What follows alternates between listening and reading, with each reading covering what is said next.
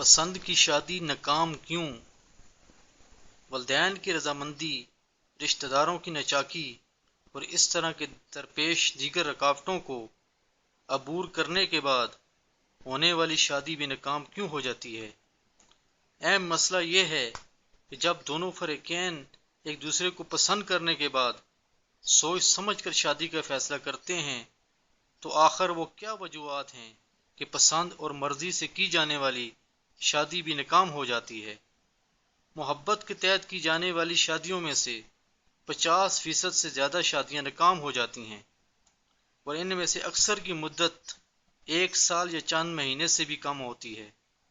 ہمارے سامنے بہت سی معروف شخصیات ایسی ہیں جن کی شادی کچھ عرصہ بعد ہی ناکام ہو جاتی ہے اور پھر وہی فریقین جو ایک دوسرے کی تعریفیں کرتے نہیں تھکتے تھے ایک دوسرے کے خلاف معاذ رائی پر اتر آتے ہیں اور ایک دوسرے کی دل کھول کر برائیاں کی جاتی ہیں۔ ایک دوسرے کے دلوں میں موجود محبت نفرت کا روپ اختیار کر لیتی ہے اور بعض اوقات میں تو دونوں فریقین کسی نہ کسی طرح زندگی کی گاڑی کو دھکیلتے رہتے ہیں، لیکن بعض اوقات حالات بالکل برداشت سے باہر ہو جاتے ہیں اور اتنے ارمانوں اور خواہشات سے کی جانے والی شادی کا نتیجہ علیحدگی کی صورت میں نکلتا ہے۔ ہمارے معاشرے میں دیکھا گیا ہے کہ ہوتا یہ ہے کہ جب دونوں فریقین ایک دوسرے کو پسند کرنے کے بعد شادی کے مضبوط بندھن میں بندھ جاتے ہیں تو مرد حضرات ساری ذمہ داری عورت پر ڈال دیتے ہیں کہ تمہیں اپنی فرمانبرداری اور سلیقہ شہاری سے نہ صرف میرے والدین کا دل جیتنا ہے بلکہ ان کے ہر ظلم و ستم کو خوش اخلاقی سے برداشت کرنا ہے، اور دوسری طرف والدین اور دیگر اہل خانہ اس میں اپنی اطاقت محسوس کرتے ہیں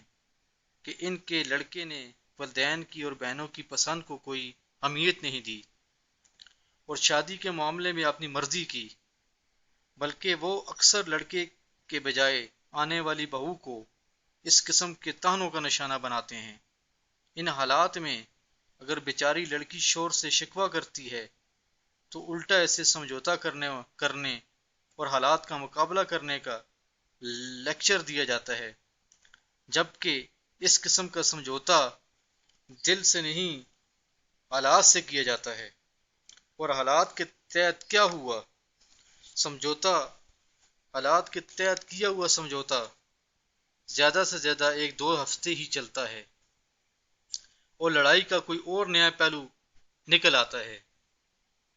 اور بیچاری سمجھوتا کرنے والی لڑکی کا ضبط بھی جواب دے جاتا ہے اور روز کی گھریلو نچاکی سے نہ صرف پورے گھر کا ماحول ٹینشن کا شکار رہتا ہے بلکہ اکثر حالات میں بات بڑھتے بڑھتے علیحدگی تک پہنچ جاتی ہے۔ اگر لڑکی مجبوراً ایسا کرتی ہے تو اکثر والدین اسے یہی سمجھاتے ہیں کہ وہ اپنا گھر خراب نہ کرے اور جس طرح ممکن ہو گزارا کرے، جبکہ ایسی صورتحال میں مرد بھی کسی حد تک قصوروار ہوتا ہے کیونکہ اسے سمجھ نہیں آتی کہ بیوی اور ماں میں سے کون صحیح ہے اور کون غلط۔ جب ماں کی سنتا ہے تو اسے بیوی غلط لگتی ہے اور بیوی کی سنتا ہے تو اسے ماں غلط لگتی ہے اور قوت فیصلہ کی کمی ہو جاتی ہے۔